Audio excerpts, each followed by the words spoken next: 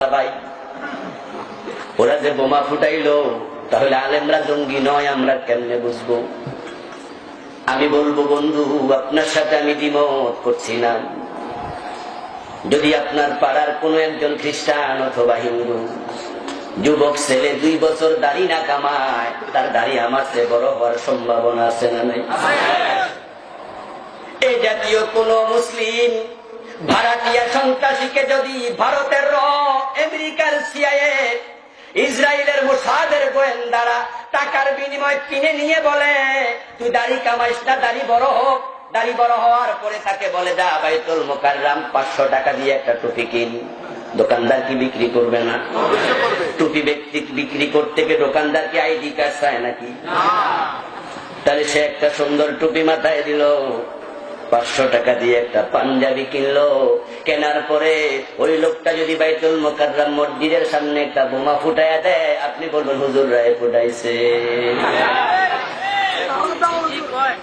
আমার ভাইয়েরা, আলেমরা, ওলামারা, শিক্ষিত মুসলমানেরা বিবেক কাজে লাগাও, বিবেক কাজে লাগাও। এই দেশে আলেমরা যদি জঙ্গিবাদী হতো, আলেমরা যদি বোমা ফুটাতো, তাহলে মাদ্রাসাগুলোতে মাঝে মাঝে বোমা ফুটা ছাত্র মারা যেত, ঠিক না? ঠিক না? যারা বোমা বানায় মাঝে মাঝে ফুটে ফুটে কিনা ঠেস লেগে যায়। কিন্তু আপনাদের রানীর বাজার মাদ্রাসা আছে, আরো কত কওমি মাদ্রাসা আছে, এই 20-50 বছরের কাছে বলল মাদ্রাসা আছে, কোনদিন সেখানে কোনো বোমা ফুটছে? তো তারা এমন এক্সপার্ট বোমা বানায়, ক্যান্টনমেন্টের সেনাবাহিনী এতটা এক্সপার্ট হয় নাই বুঝি। ও আমার ভাইয়েরা, ওলামারা যে বোমা বানায় না, তোমরা মাদ্রাসা গেলে দেখবা কত নিরীহ, কত নিরীহ। আপনার একটা হাই স্কুলের পাশ দিয়ে আপনি যান, স্কুল ছুটি হয়েছে, আর একটা মাদ্রাসার পাশ দিয়ে আপনি যান, মাদ্রাসা ছুটি হয়েছে। আপনি মাদ্রাসার পাশ দিয়ে যেতে দেখবেন সালাম নিতে নিতে জিহ্বা শুকায়া যাবে, আর হাই স্কুলের পাশ দিয়ে যান দেখবেন সালাম 3টাও মিলবে না। বাস্তব কিনা? আলেম ওলামারা সন্ত্রাসী হয় না। ও বন্ধু, এই সমাজে ভালো মানুষ কমে গেছে, কথা ঠিক। সমাজে ভালো মানুষ বড় কম, তবে যেই কয়জন ভালো আছে আপনার ইমাম সাহেব তাদের একজন।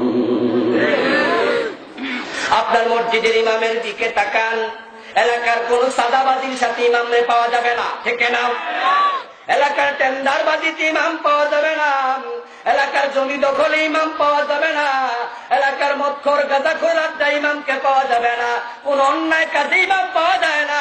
প্রতি সপ্তাহে তিনি একবার শান্তির বাণী মসজিদের মিম্বারে দাঁড়ায় শোনায় যে আলেমরা মাহফিলে শান্তির কথা বলে, মাদ্রাসায় শান্তির কথা বলে, মসজিদের মিম্বারে শান্তির কথা বলে, ওই আলেমরা অশান্তির কারণ জঙ্গিবাদী হতে পারে না।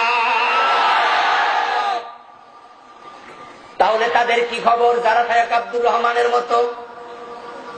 আমি তখন আপনাকে বিবেক কাজে লাগাতে বলবো, দোস্ত, শায়েখ আব্দুর রহমান জীবিত ধরা পড়ছে না মৃত? মনে আছে না? বাংলা ভাই, জীবিত ধরা পড়ছে না মৃত? জীবিত ধরা পড়ার পরে অনেকদিন পরে ফাঁসি দেয়া হয়েছে, মনে আছে না? এর ভিতরে তাদেরকে রিমান্ডেও নেওয়া হয়েছিল। আমার বন্ধু 500 জায়গায় একদিনে বোমা ফুটানোর টাকা পাইলা কই? নিশ্চয়ই শায়েখ আব্দুর রহমানকে জিজ্ঞাসা করা হয়েছিল এত বোমা বানাইলা কেনে?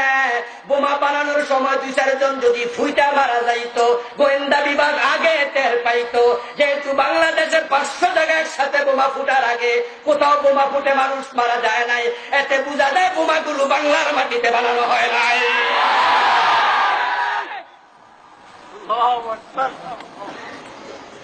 এবং আপনারা দেখেছেন যে বড় বড় গ্রেনেড গুলা পাওয়া গেছে। বাড়িতে বৈশাখী গ্রেনেড বানানো যায়? এত সোজা নাকি? যদি বানাইতো ওখানেও 2-1টা ফুটতো, কিন্তু ফোটেনি বাংলার জমিনে। এর আগে মানুষ টেরে পায় নাই। হাজার হাজার গোয়েন্দা বিভিন্ন জায়গায় কাজ করে, ওই গোয়েন্দারা নাকে তেল দিয়ে ঘুমায় নাই। ওই বোমাগুলো ফুটার আগে এতটা শক্তিশালী নেটওয়ার্ক কারা তৈরি করেছে, কোটি কোটি টাকা ইনভেস্ট করেছে, তোমরা টাকা কোথায় পেয়েছ?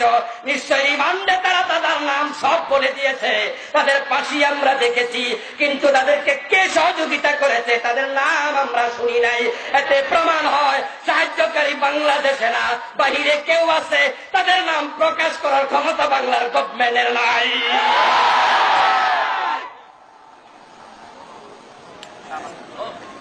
বরং তারা আলেমদের সোজা পাইছে, এজন্য আলেমদের গাড়ে দোষগুলা চাপাচ্ছে। আপনি তাদের কথা কর্ণপাত করে যদি আপনার বিবেক বিক্রি করেন, আপনি খলিফা হতে পারেন না। পত্রিকাতে কি লেগেছে তা দেখবেন না, আপনার ডানে বামে বাজারে ঘাটে একা এলাকায় আলেমরা বসবাস করতেছে, আলেমদের দিকে তাকায় আপনি সিদ্ধান্ত নেন। এই শান্তিপ্রিয় আলেম কখনো জঙ্গি হতে পারে না। এরপরেও যারা আলেমদেরকে জঙ্গি বলতে থাকবে, বুঝে নিতে হবে তারা আল্লাহর খলিফা হওয়ার জন্য যে বিবেক থাকা দরকার, তাদের বিবেকটা নেই। আমার বন্ধু